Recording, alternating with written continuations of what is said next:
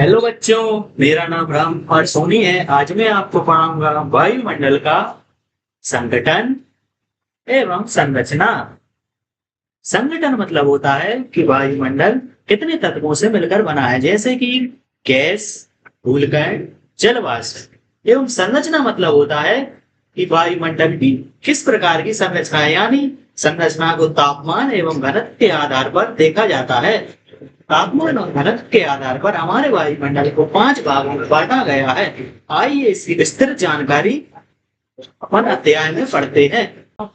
वायुमंडल के संगठन से अपन अध्याय की शुरुआत करते हैं। वायुमंडल का संगठन। हमारा वायुमंडल गैसों, जलवाष्प एवं धूल कणों से मिलकर बना है। जैसा कि हम जानते हैं कि ऑक्सीजन हमारी जीवनदायिनी गैस है। यह ऑक्सीजन हमारे धरातल से 120 किलोमीटर की ऊंचाई तक ही पाई जाती है। 120 किलोमीटर से अधिक ऊंचाई पर यह ऑक्सीजन नगण्य हो जाती है। इसका मतलब यह ऑक्सीजन नहीं पाया जाए। वहीं 90 किलोमीटर की ऊंचाई पर कार्बन डाइऑक्साइड एवं जल वाष्प की मात्रा भी नगण्य हो जाती है। हाँ तो बच्चों, हमारे वायुमंडल का एक महत्वपूर्ण कंपोनेंट है गैस।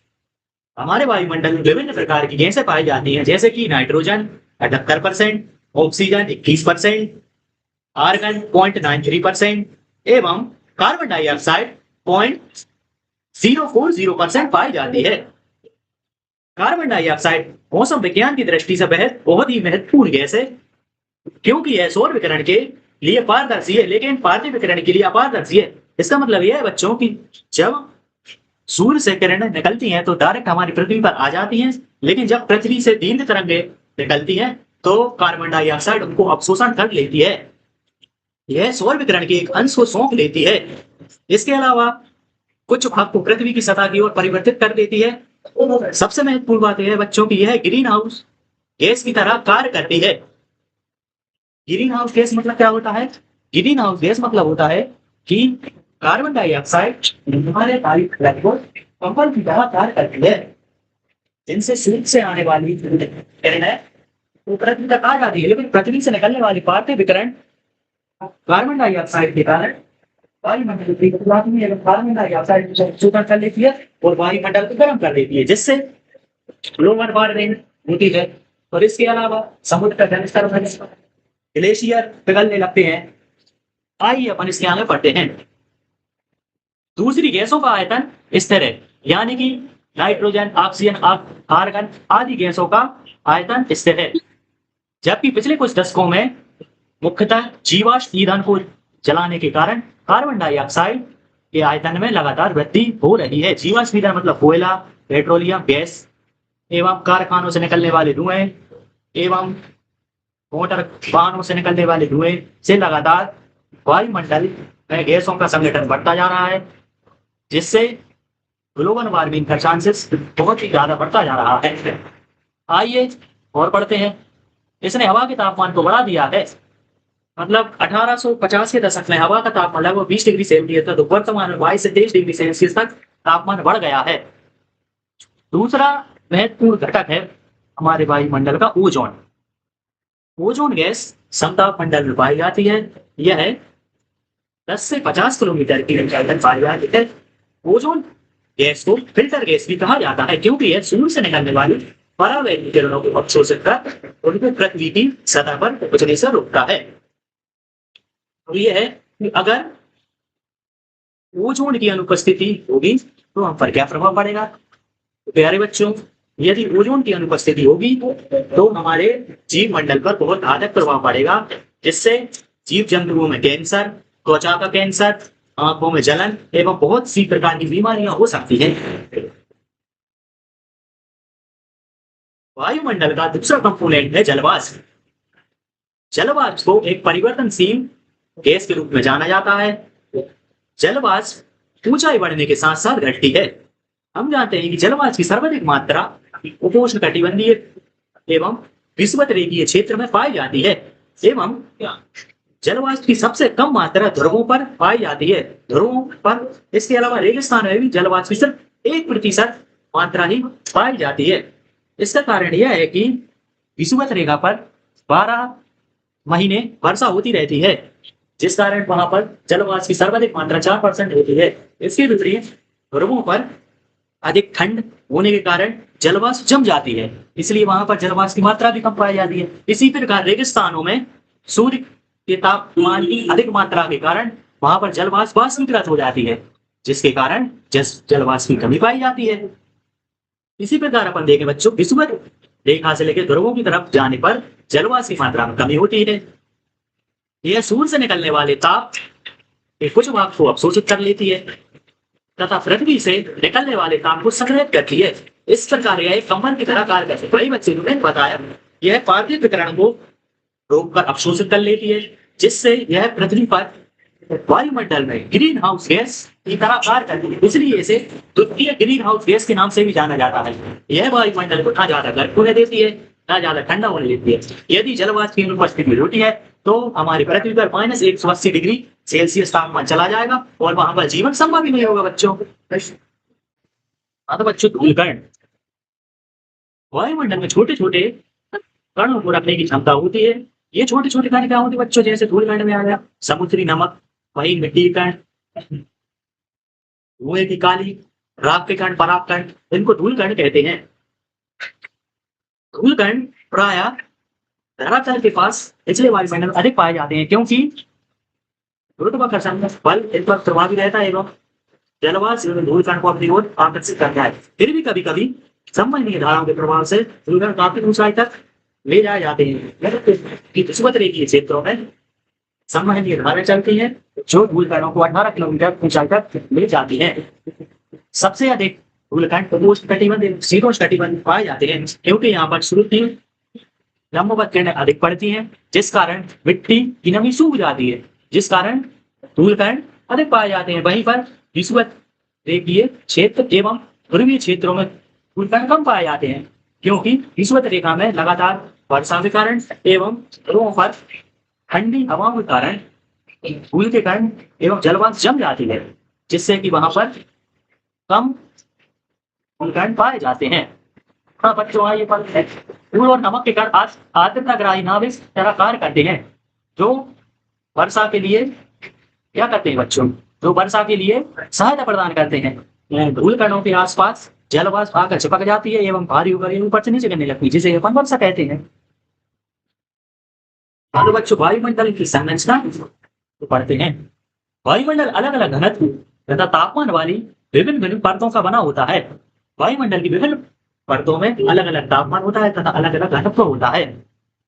ऊंचाई बढ़ने के साथ साथ यह घटता जाता है। जैसे जैसे अपन पृथ्वी से धरातल से ऊंचाई पर जाते हैं, इसका घनत्व कम होता जाता है।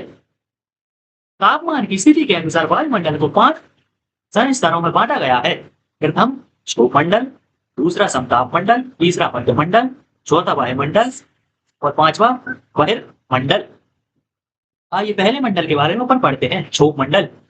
क्षोभमंडल वायु का सबसे निचला स्थायी स्तर है। इसकी औसत ऊंचाई 13 किलोमीटर होती है तथा यह ध्रुवों के निकट 8 किलोमीटर तथा विषुवत रेखा के पास 18 किलोमीटर की ऊंचाई तक फैला होता है।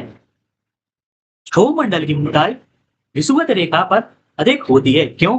क्योंकि विषुवत रेखा पर अधिक संवहनीय धाराएं चलती हैं, जिस कारण धूल के कण अधिक ऊंचाई एवं जलवाष्प अधिक ऊंचाई तक ले जाई जाती है, जिस कारण विषुवत रेखा पर इसकी ऊंचाई 18 किलोमीटर होती है तथा ध्रुवों के पास अधिक शीत ऋतु के कारण जलवाष्प के कण सिकुड़ जाते हैं, जिस कारण वहां पर इसकी मोटाई 8 किलोमीटर रहती है। और एक कारण और भी है बच्चों, ध्रुवों पर गुरुत्व बल सर्वाधिक पाया जाता है, गुरुत्वाकर्षण बल सर्वाधिक पाया जाता है, जिस कारण यह वायुमंडल को अपनी ओर ज्यादा आकर्षित करता है।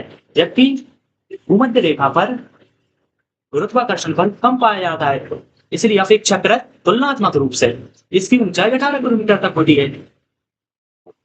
अब इस कारण क्षोभमंडल को परिवर्तन मंडल कहते हैं, क्योंकि यहाँ पर मौसमी परिवर्तन सबसे अधिक होता है। इस स्तर में 165 मीटर की ऊंचाई पर 1 डिग्री सेल्सियस तापमान घट जाता है। यानी कि अपन 165 मीटर ऊंचाई पर जाएंगे तो 1 डिग्री सेल्सियस तापमान कम हो जाएगा। क्षोभमंडल में जैविक क्रिया सबसे महत्वपूर्ण होती है, यानी कि समस्त जैविक क्रिया का निर्णय क्षोभमंडल में पाया जाता है। क्षोभमंडल और समताप मंडल को अलग करने वाले भाग को क्षोभ सीमा कहते हैं। विषुवत रेखा पर क्षोभ सीमा का तापमान -80 डिग्री सेल्सियस तथा ध्रुवों के ऊपर -45 डिग्री सेल्सियस होता है। क्यों? क्योंकि वही जितनी अधिक ऊंचाई पर जाए उतना कम तापमान होगा, इसलिए विषुवत रेखा पर तापमान अत्यधिक कम -80 डिग्री सेल्सियस और ध्रुवों पर -45 डिग्री सेल्सियस पाया जाता है, जबकि क्षोभ सीमा पर तापमान स्थिर रहता है। नेक्स्ट है समताप मंडल।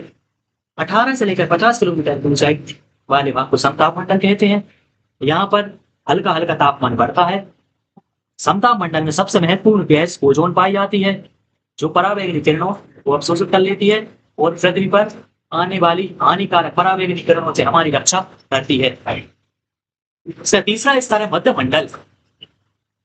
मध्य मंडल की ऊंचाई 50 किलोमीटर से लेकर 80 किलोमीटर तक पाई जाती है। इस स्तर में ऊंचाई बढ़ने के साथ तापमान में कमी आती है तथा मध्य सीमा पर जाकर तापमान -100 डिग्री सेल्सियस हो जाता है। इस मंडल को सर्वाधिक ठंडा मंडल के नाम से जाना जाता है। ये देखिए बच्चों, ये है क्षोभ मंडल, ये है समताप मंडल, ये है मध्य मंडल, इसे कहते हैं ताप मंडल और इसे कहते हैं वायुमंडल। इसकी ऊंचाई 600 किलोमीटर से अधिक होती है। यहाँ पर तापमान घटा, यहाँ पर तापमान स्थिर रहा।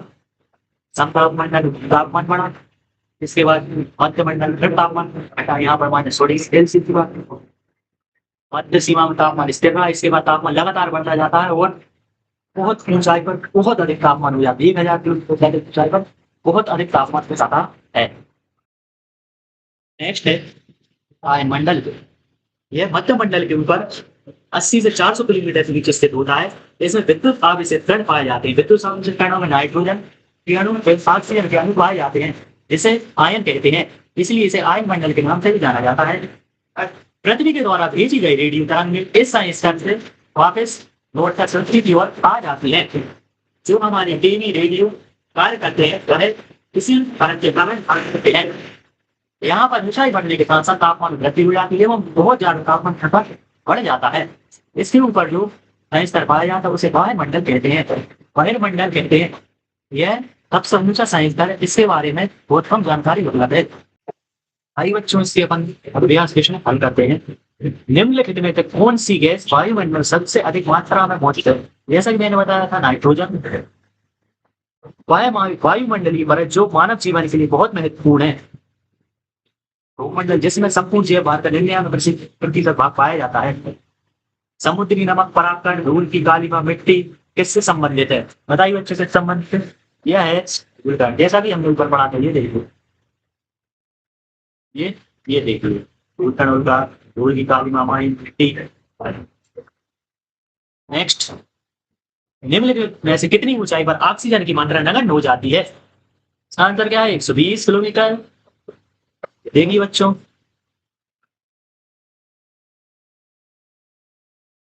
ये है इसका आंसर, ये 120 किलोमीटर।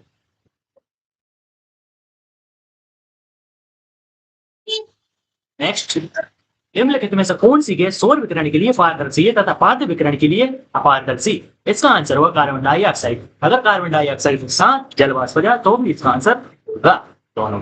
धन्यवाद।